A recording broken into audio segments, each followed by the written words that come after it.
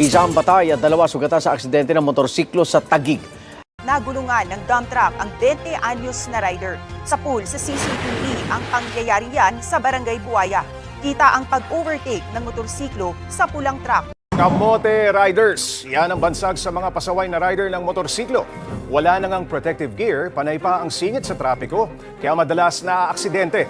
Nakapagtala ang Metro Manila Development Authority ng mahigit sa 10,000 kaso ng aksidente sa Metro Manila na kinakasangkutan ng mga motorsiklo simula Enero hanggang ngayong buwan. Kaya naman ang payo nila sa kung tawagin ay Kamote Riders, sumunod sa batas trapiko. May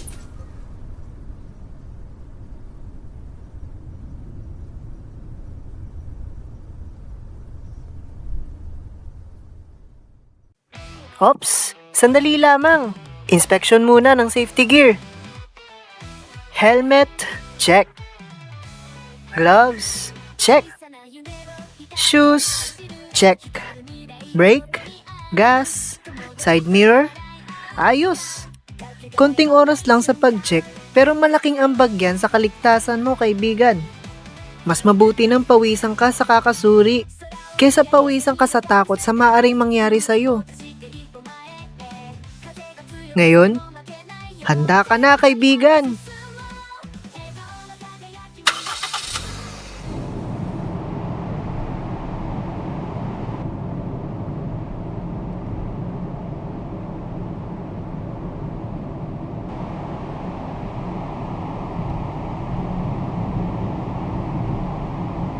Teka!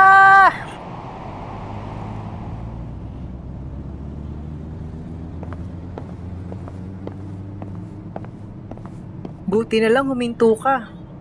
Ang iba kasi, busina agad na para bang sila ang hari ng kalsada. Huwag ganun! Tandaan, ang pedestrian lane ay para sa mga tao. Chill ka lang. Hindi ka naman mawawalan ng isang oras kung hihinto ka lang ng ilang segundo. Alinsunod sa Republic Act 4136 o Land Transportation and Traffic Code Section 42, ang sinumang nagmamaneho ng sasakyan sa isang lansangan na nasa loob ng komersyal o residential na lugar ay obligadong magbigay daan sa pedestrian na tumatawid sa loob ng itinakdang tawiran o crosswalk. Hindi ito saklaw sa mga intersection kung saan ang trapiko ay kontrolado ng isang pulis o ng traffic light. Kung may taong tumatawid, dapat agad ihinto ang sasakyan upang maiwasan ang anumang aksidente. Iwasan din ang paggamit ng busina habang may gumagamit ng pedestrian lane. Eto na. Intersection. Dito madalas nag-aaway yung matataas ang pride.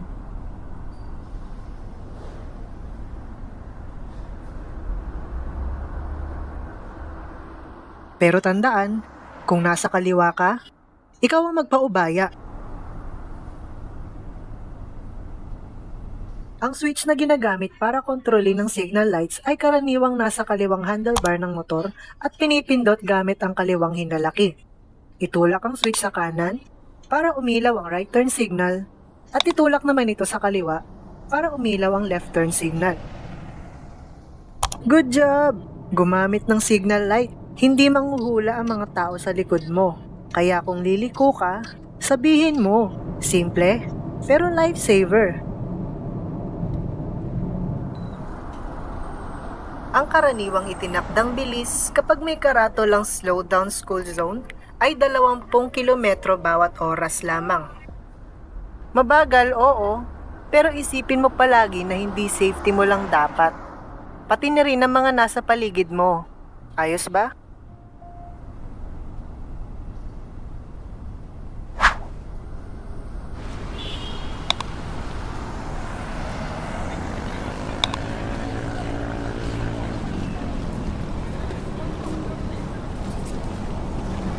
Naku, traffic!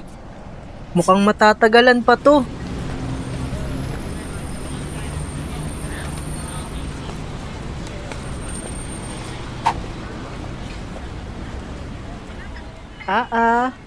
Wag mong gagawin yan. Mapanganib yung naiisip mo.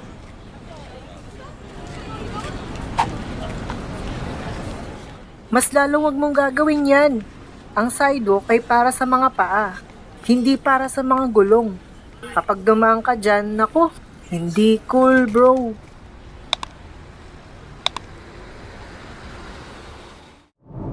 Mahalaga rin na meron kang awareness sa blind spot ng malalaking sasakyan tulad ng truck. Alamin kung saan ang mga blind spot ng mga ito at ipwesto ang sasakyan kung saan ka makikita ng driver.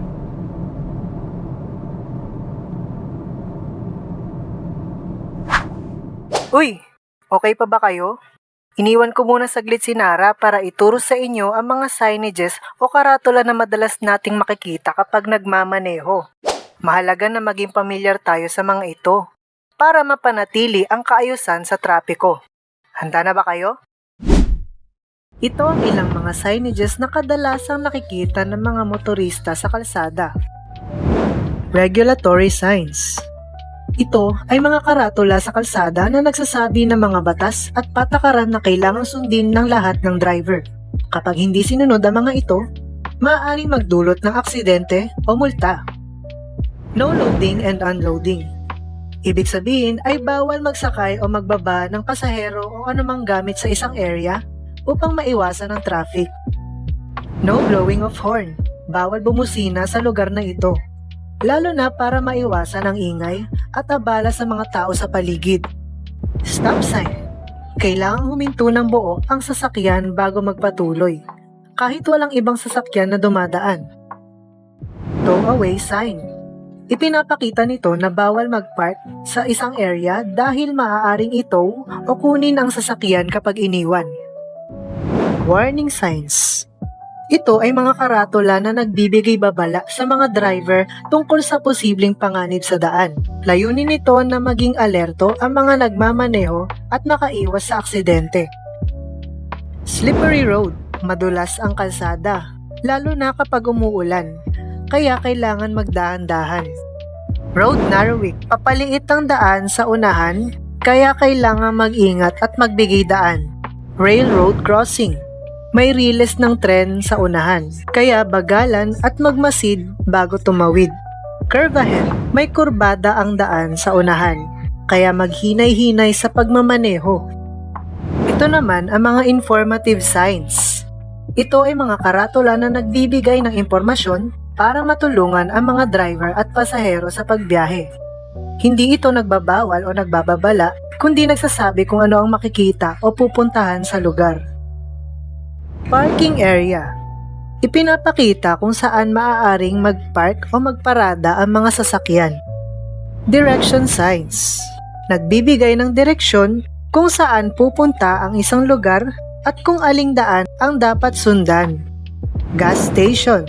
Nagsasabi na may gasolinahan sa malapit kung saan maaaring magpagas o magpa-refill. Ang mga karatulang ito ay ginawa para sa kaligtasan at maayos na daloy ng trapiko.